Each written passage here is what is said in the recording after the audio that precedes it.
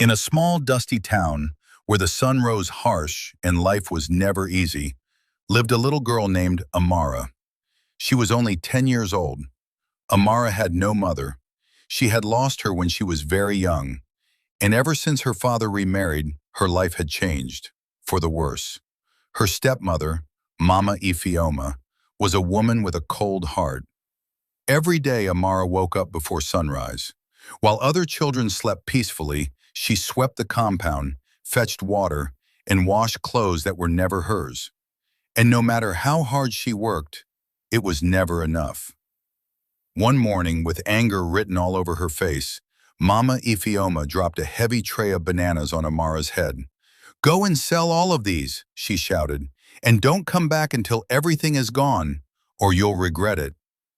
Amara didn't argue. She never did. With an empty stomach and a tired body, she stepped out into the street. "Buy banana! Sweet banana!" she called, walking from one corner to another. But people were too busy. Some ignored her. Some pushed her away. Only a few stopped to buy. Hours passed, and the sky began to grow dark. Clouds gathered, the wind grew stronger, and soon the rain began to fall. At first, it was gentle, but then it became heavy and merciless. People ran for shelter, shops closed, the streets became empty, but Amara stayed.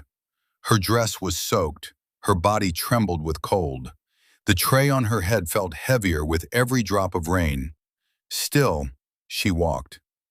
"Buy banana, please," she whispered, her voice barely heard.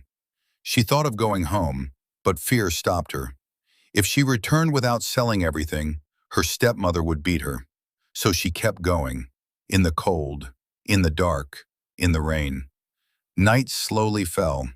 Under a dim streetlight, Amara stood alone, shivering, hungry, exhausted. Tears mixed with the rain on her cheeks. "I must finish selling," she whispered. "I must." And then, from the shadows, someone appeared. An old woman, holding a small umbrella. She looked at Amara, her eyes full of kindness. "My child," she said softly, "why are you still out here in this rain?"